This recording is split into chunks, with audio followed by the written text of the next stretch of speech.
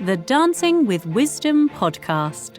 Hello and welcome to the Dancing with Wisdom podcast with me, Sunil Raheja. This is our third interview with Mark Greene. Mark, it's great to have you again. You're a glutton for punishments and an absolute glutton. well, if you haven't listened to the other two, I really want to encourage you to listen to the others. Mark's great passion is integrating faith in Christ with all of life. And that's been, as it were, a consistent theme through all of his life. And in the previous two podcasts, we discussed, as it were, Mark's life journey and all the things that have happened in his life, from being brought up Jewish and joyous, right through to being an advertising executive, to working for the London School of Theology, and then being director of London Institute of Contemporary Christianity. But the theme has been, how do I make my faith in God, in a living God, not just something for a religious duty on a Sunday, but something that really galvanizes and excites me right through the week. And so I want to encourage you to listen to the previous two podcasts. And Mark's written a book called Thank God It's Monday. Not Thank God It's Friday, but Thank God It's Monday. It's that really, again, excites and inspires us with wonderful stories and Mark's great humor as well, to really take seriously the fact that God is intimately interested in our work, as a means of service to him, as a mean of bringing love and life and laughter and joy to those around us. So I really want to commend you to listen to that. Well, in this third and final conversation with Mark, and thank you for doing this, I've got 10 questions that are your different kind of questions that really will hopefully, as it were, take us to a higher level of thinking. They're not the kind of questions that you sort of have necessarily at a dinner party or anything like that, but they're questions about opening up wisdom to us and thinking about, who am I? What am I living for? What are my priorities? And as you're going to find out, these questions aren't necessarily perfect by any means, and they open up different issues. But we'll just see how we go, Mark. Is that all right? Yeah. Yep. That's. You're the boss. You're the boss. He's trusting me. You're trusting. So I appreciate your trusting me. And you've seen the questions anyway. Trust in me. So, Mark, here's the first one. Okay. What's the greatest lesson you've learned in your life? God is kind. Wow. And why do you say that? Because I think it's true. Yes. And I think that when it occurred to me, when I saw that question, I thought it immediately came to mind. Yes. And I think the reason is because it becomes a foundation and a reassurance for absolutely everything else. Yes. And when you learn that God is kind, then you're less worried about all kinds of things. You're less worried about your performance. You're less worried about your legacy. That's right. Yes. You're less worried about your failures. You may regret them. You're less worried, in a sense, because you know He forgives you for the things that you've done that you wish you hadn't. Yeah. And wish you hadn't. You're less worried about your children, if you have them, or your other ones. God is kind. He's elementally for me. Yes. And he's got my back now, and there's a good future to look forward to beyond this life. So God is kind. And also, I think for me, I've just known His gentleness, honestly, as I've gone through some, the difficulties that I've gone through, either myself physically or in my family. So, yeah. I think thank you for sharing that. I'm sort of reminded, I think it's a quote from Einstein, says, one of the deepest questions we have to answer is the universe for us or against us? And I think if we can answer that God is kind, and you're right. I mean, so many things happen personally as well as in the world around us that make us think, oh my goodness, that terrify us, scare us. But as the hymn writer says, behind a frowning providence, there is a smiling face. That God ultimately is for me. And the confidence we can have that it's not because of any goodness within me, but because of His goodness to me in Christ. So I'm relying on what Christ has done for me rather than me trying to prove myself. I think that's powerful. Thank you. Wow. This is where we're going. Yeah. What are your greatest successes and why? Well, you don't like this question, do you? I don't like this question. Yeah, and explain it. And I don't like this question. I can understand why, but tell us. Yeah. So what? Partly because I'm sharply aware that quite a lot of the things that people attribute to me as being, there's a success. Yes, you're a famous book author. Well, not so Fifth famous. I haven't edition sold book. enough copies. Fifth edition of the book. But a quick plug. Thank God it's Monday. Flourishing in your workplace. Quick Well, plug. yeah. I mean, well, sold lots of copies. Fifth edition. But yeah. But no. I know. Yeah. Somebody would say, well, I did write one book about the life of the Queen. It sold 1 million copies. Yes. So all the proceeds went to charity. What a terrible mistake. That's right. That was a failure. No, but the idea for that it wasn't my idea. That idea definitely came from above. Yeah. And the notion that the Queen would write a foreword for a book, it's never been done before. So she wrote the foreword. Yeah. Never happened before. Well, did I do that? No. And then people say about me, for example, one quite senior person in the Christian world said, Mark is the person who's put work on the agenda of the UK church.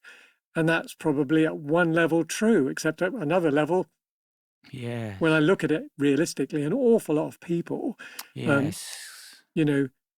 got behind it who were influential to make that the case. Yes. So no, it wasn't me. I'm just was a very small fish, in a small institution at the time. So, I look at those things and I think, well, yes, it's a success, and I had a part in it. Yes. But it's very hard, honestly, to go, and I think you raise a really important point there, because I think the culture around us likes to talk about the hero who's been successful, the Lone Ranger, the cowboy who's done it all by himself.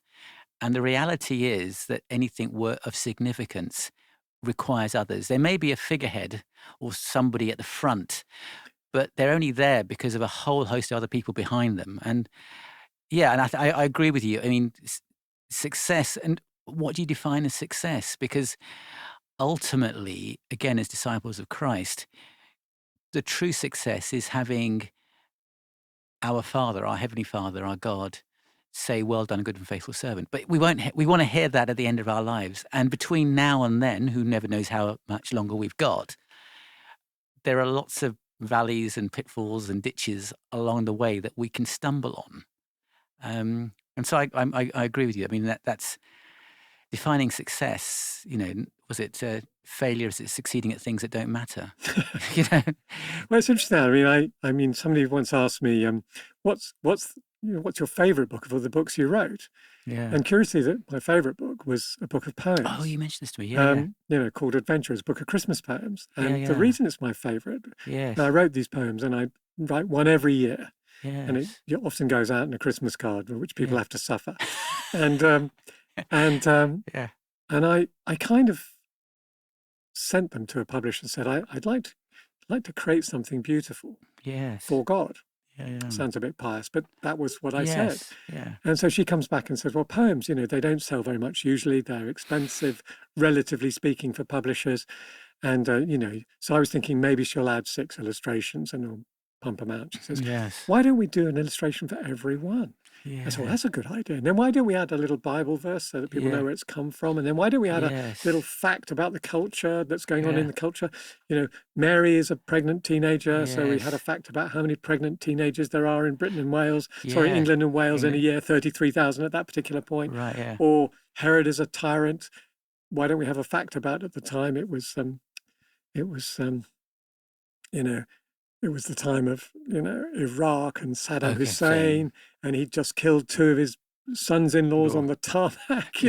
Here's another tyrant. Yeah. And then she said, well, why don't we do 4 pages a poem? 4 pages a poem? And nobody does that, with 2 illustrations.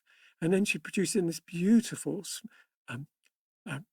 hardback book with a gorgeous cover, 2 illustrations. The designer was amazing. Yes. And then there's this thing that theoretically has got my name on the front. Yes. And it is actually, objectively, it's beautiful. Yeah.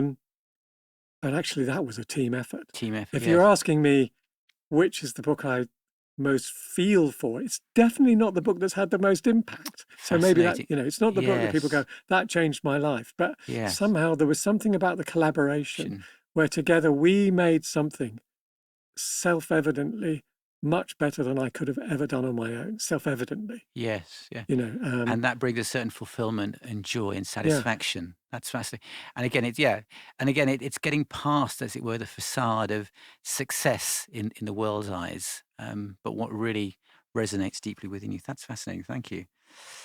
Well, linked to that, in terms of how has failure, Mark, shaped your life? when I thought about failures, a lot of them are to do with my character. Right. Um, and you know, I think back and I think of moments where somebody's really taught me something that I've tried to respond to.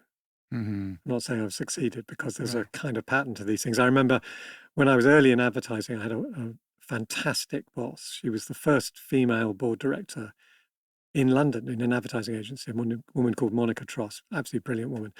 And I was tasked to write a budget report overnight for Avon Cosmetics, because they put me on a cosmetics account because I understand women. Your makeup is so good. Yeah. Yes. And Yeah. so I had to do this thing overnight. It was in 7 currencies, as I recall. So, and these are the days before, you know, computers, Yeah. really. I mean, this Yeah, is, yeah. you know, this is the Last century. This is Yeah. the last century, and you know, Yeah. early on. So I do this piece of work, and I'm up late, and then I send it Yeah. off by a thing called fax to the client, Yes. and it felt to me like you know, it's an unfair request. Yeah, yeah. You know, really, it's too much work at too little notice. On the other hand, she'd got it from head office in New York, so it was entirely appropriate. They did need it. I did need to do it then, and so on. Mm. And I ended the letter with, you know, here it is, da da da da da da da da, your most humble and obedient servant, which no one has written since the 19th century, never mind the 20th. I mean, it's like I love it. awful. Love it. So my boss calls me in, Monica calls me in, and she doesn't invite me to sit down. Yeah, yeah. And she says, you know, Mark, that was a terrific piece of work, Yes. thoroughly spoiled by the way that you signed off that letter. Don't do it again. Ooh. Because it was arrogant, and it was sarcastic, and it was ungenerous, Yes. and it was prideful and resentful and not servant-hearted. Yeah, yeah. So I learned It's very a lot cutting. from that, Yeah. by the way that she did it, which was Yeah. firm, but it wasn't and clear. Yes. And I thought, what am I here for? And then, Yes. you know, so a number of my failures have been the things that I kind of you know, I made a mistake and we didn't make another 100 million or whatever it might But be. it's the way you did it. It's the way I did it. And Yes. I probably I could give you more examples if you really want me to wallow in the past, but Yeah. but I think my failures relate to character often. Yeah, no, and thank you for being so honest about that. I think, wisdom is about finding the best means to the best ends. And God is interested in not just what we achieve and do, but the way we go about doing it. And if we do it, you know, with a grumbling attitude, you know, and I say this about myself, you know, how often have I been, you know, had a bad attitude, doing things I've been asked to do, and God sees that, and that speaks volumes to Him, and but that's the area we have to grow on, Okay, we'll turn it for a bit. What do you see as your greatest strengths? I once did this Gallup interview, which was basically trying to identify what one's greatest strengths are. Gallup Strengths Finder. No, I did that one, but there's another one, which yeah. is a sort of advanced leadership one. It's a 3-hour telephone interview. Oh, wow. And then they go and pop it through. This is for the big boys. This apparently is for the big boys. And they did it. They asked, actually, a woman called Jill Garrett, who's absolutely brilliant, to do it. She'd been the managing director of Gallup, so she did the decoding. Yeah. And just after I joined London Institute for Contemporary Christianity as the chief executive, it's not a big organization, and it was even smaller then. Anyway, so she does this, and she then tells me what my greatest strengths are. And she tells me also, it was an incredibly liberating moment in terms of, you know, one of the things you're interested in, which is wisdom and knowing who we are. She told me, Mark, you're not really a leader. Right. And she said to the board, you know, Mark is not a managing director type, really, but if it doesn't work, he won't be able to stand it, so he will make it work. It's not what he wants to do, but he will make it work if it's not working. Yes. Anyway, she then told me what I So was. perseverance kind Yeah. of thing. Yeah, persevere on. So she told me what I was good at, Yeah, yeah. and I then went home and told my wife, Ah, what did Katrina say? Yeah. and she said, "I could have told you that for nothing." I just hadn't seen it.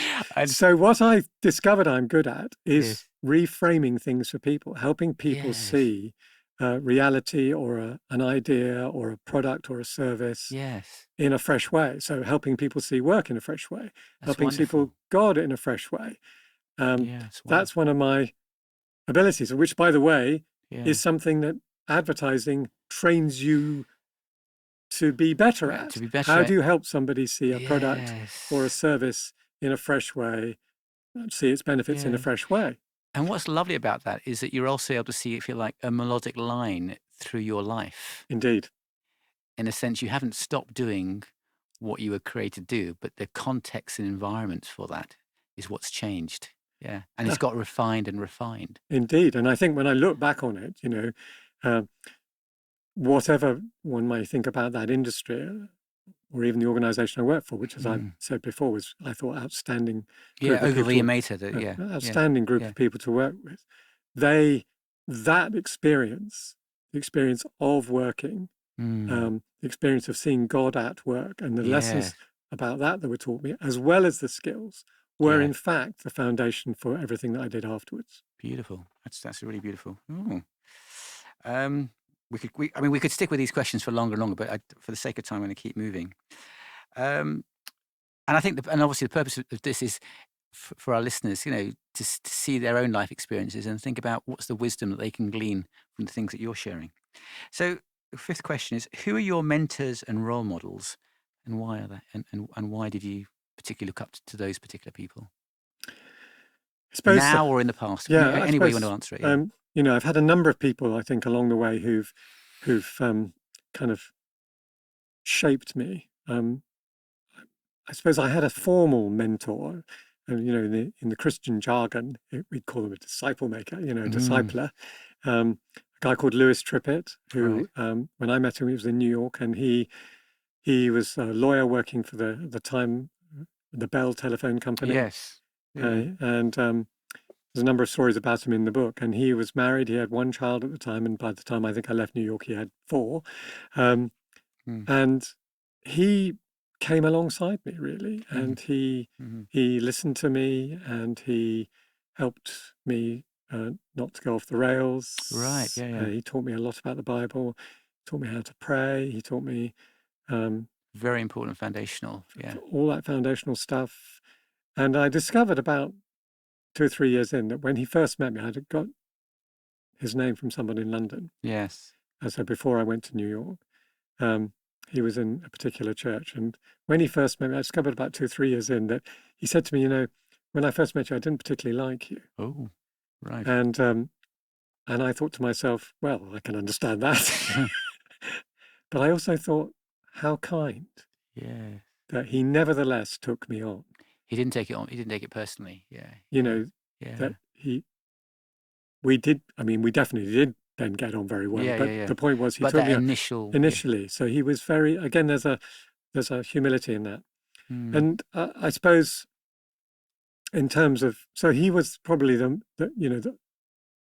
most, somebody that you could class as a mentor, if you like. And then there've been a number of people that I've learned from along the way whose life have been significant. Peter Cottrell, who was the principal of London Bible College, so very clear, such a brilliant leader. Yes.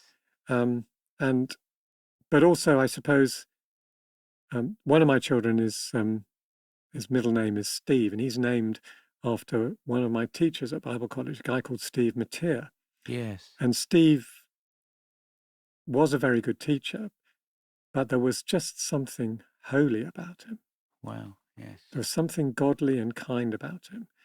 And I suppose I just picked up on that. It wasn't, if you like, because I mean, Steve is a very good teacher, but it wasn't, gosh, I remember every everything word he he said. taught, yes. It was more But it goes back to the character, the character of who he was. So, character of the yeah, person. And again, that's such an important theme.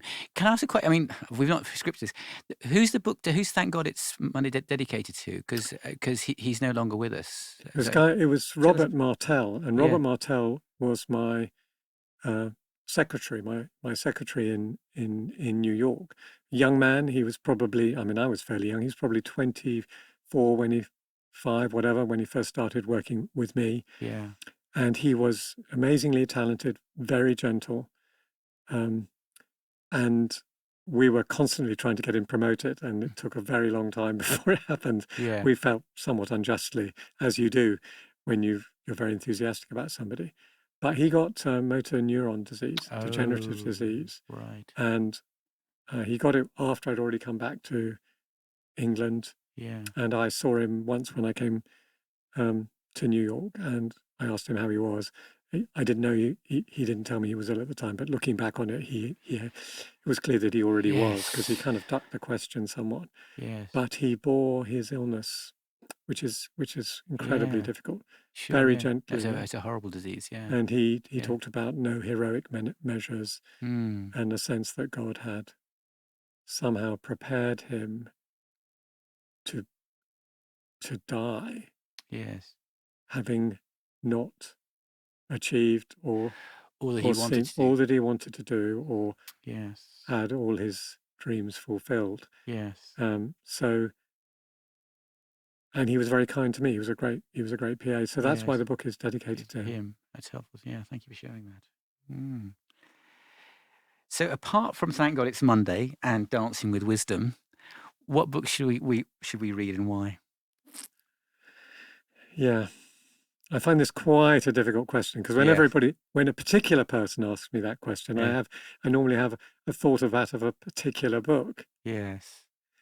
If you ask me what should somebody read, then my answer would be the poem Love by George Herbert. Right, yes. So that's something that you haven't memorized, have you, by any chance? Well, I know the first verse off by heart. Love bade me welcome. Yes. Yet my soul drew back, guilty of dust and sin.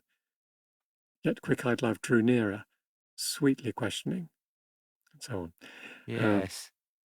And it's an allegory, isn't it? It's an allegory about God coming to us and how he comes to us. Yes. So that poem has been very, very significant to me. And it's about the kindness of God, about his openness, about his invitation, and about how at the end it says, well, Lord, I will come in and I'm going to serve. And he says, first, you must sit and taste my meat. Yes. So I did sit and eat. In other words, what God wants from us first and foremost is our relationship. He wants to be with us. He wants to feed us. He wants to enjoy our company. And amazingly serve us as well. And serve us, as opposed to, okay, now you're part of the army, off you go. Yeah, that's right, yes. A book that comes to mind that I think many people might enjoy is a slim book by a man called Richard Sennett, Sennett, which is called The Corrosion of Character. Right. And it is a quite brilliant book. I suppose it's about probably 15 years old now. Right. And it's a slim book, so wonderful. You can read it quickly. Yeah. Relatively quickly. But what he looks at is how the culture around us has changed, and how that puts us under pressure to perhaps behave in ways which are not consistent with perhaps the way we've been brought up, or our instincts. Yes. And he uses the example of second generation Italian families in New York who are the sons of and daughters of immigrants who've come in. And those immigrants have worked incredibly hard. They worked in a bread shop. They worked incredibly hard for them, so that their children can have jobs in IT and so on and so forth. And family really matters, and connectedness and long-term relationship there. All the people in this bakery are good friends. Sounds like South Asian families. Really good friends, and they stick with one another. And if somebody behaves badly, they tell them what for, and all that kind of stuff. And then they go out into their sons and daughters go into this world where instead of working with the same people all the time, Yeah. you're meant to look out for yourself and not stay in a company every 3 or 4 years and then move here and move there. Yes. And all those values are then under threat. Yes. So what he helps one see, even though obviously culture keeps on changing, Yes. is what is the culture doing to me Yes. as I move through my life? Is Yeah. it, in a sense, pushing me to behave in ways which almost inadvertently I'm losing things that are important to me? Yes. So yes, it's great to go and work abroad or do this or do that, Yeah, but have I thought about what I might lose as well as what I might gain? Fascinating. So Yeah. I found it a really So the helpful corrosion of character. by Richard Sennett. That sounds very, I shall make a note of that. Sounds well worth. Well, he'll get one sale out of you at least. That's No. It sounds. But I think again, that wisdom is. I mean, that character formation is just vital for wisdom. And thinking about work as well. People are hired for their technical skills. So if you want to be a brain surgeon, you've got to know something about the brain. Does help. You do have to know something about the brain. But it's the people skills and character and people skills. We're more and more aware of the importance of people skills. So people are hired for their technical skills, but they're fired or leave jobs because of the lack of their managers' people skills. But it's the character, which is vital, really. Yeah. Like that. What have you done? And relatively quickly, in the time we've got, what have you done that we should do? You've been in a kibbutz. You've been an advertising executive. You've grown up Jewish. Well, not that we can grow up Jewish, but anyway, whatever. No, dance, I think. You a good dancer? Well, Ask Katrina. Ask my children. You get a very different answer. Okay. Right. No, I think the point about it is dancing is good. Yes. However good or bad you are at it. Yes. I used to dance away in a room all by myself, and I sometimes still do. Put on, because actually it's just good for you, but it's also it's a whole body experience. It's a whole body experience. Yeah, and I think just to dancing with wisdom. I mean, that's the whole thing about dancing as well. Is that you have to, if you're dancing with somebody, you've got to be aware of what they're doing, and there's a sense of mystery as well with that. But it brings the emotion and the joy and the delight. I like dancing with people. I also like dancing on my own. Yes. Just as a point. Okay. Because, wait. I agree. I dance on my own as well. Because actually, I think that's also joyous. It's joyous. Yeah. And then I don't have to, actually, one thing that's liberating, I then don't have to worry about putting my feet in the right place. Good or point. Indeed my arms. Self-confessed secret dancers. And I'm part of that club as well. Yeah. Yes. What growing up was your picture of God? I think, growing up it was very, very misty.